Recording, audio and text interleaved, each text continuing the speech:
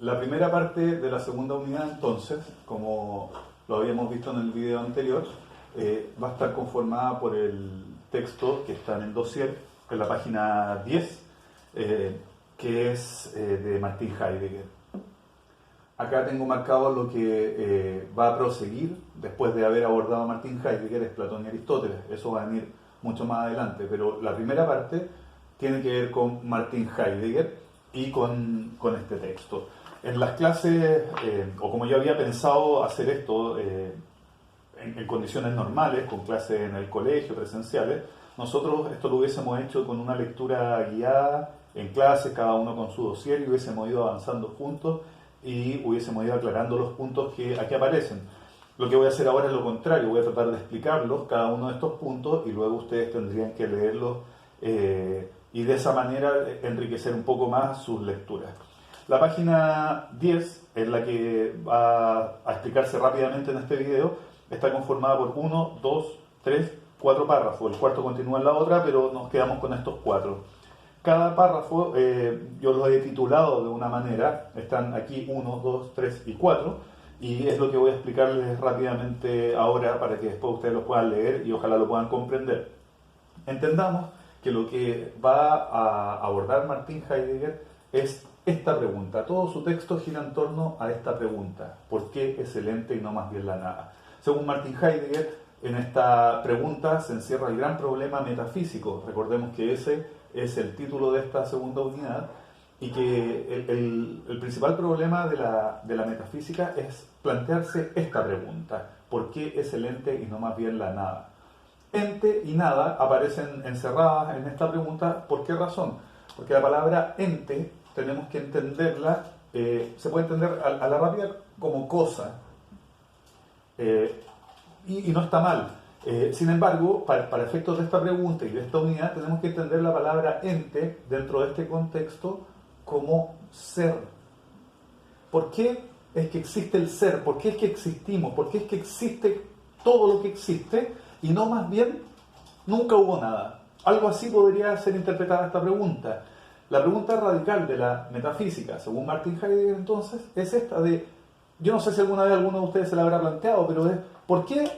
¿Qué razón hay para que haya existido todo lo que existe en lugar de que nunca haya habido nada? Yo podría decir, a lo mejor que hubiese habido un espacio negro y que nunca hubiese existido la vida, los planetas, pero ese espacio negro ya sería algo.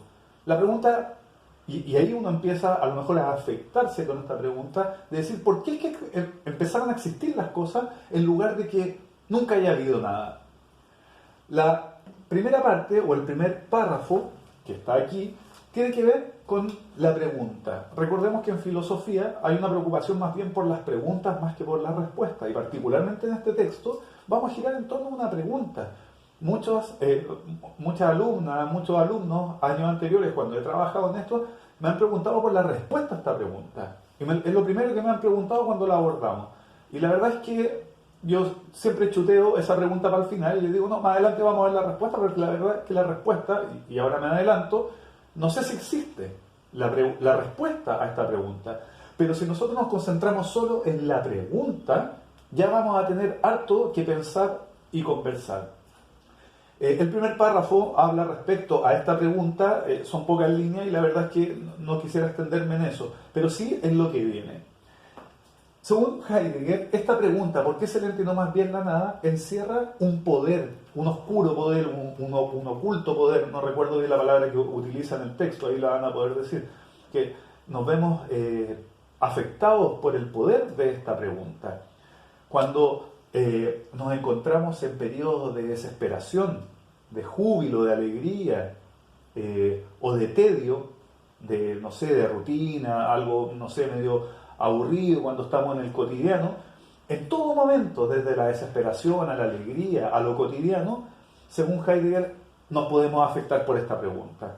No sé, yo podría decir que en un momento de desesperación, tal vez como ahora, uno que está en una cuarentena, encerrado, no sé qué va, con la incertidumbre de lo que va a pasar, uno tal vez se podría desesperar y a uno lo roce la pregunta, chuta, ¿por qué es el ente y no más bien la nada? De nuevo, no es que uno se lo plantee en estos términos, con estas palabras, tal vez se lo plantea con otra.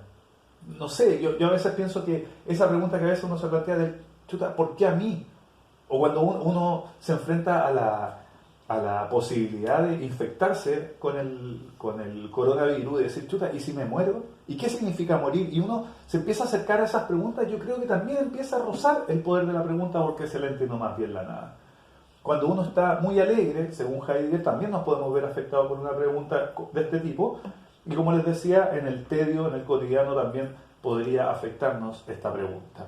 Entonces, en el primer párrafo hay una referencia a la pregunta, que vamos a trabajar en la pregunta. Y segundo, que nos vemos afectados, rozados, dice, por el oscuro o el oculto poder de esta pregunta. Aquí ya tenemos un punto importante, que la pregunta encierra un poder. Algo tiene la pregunta.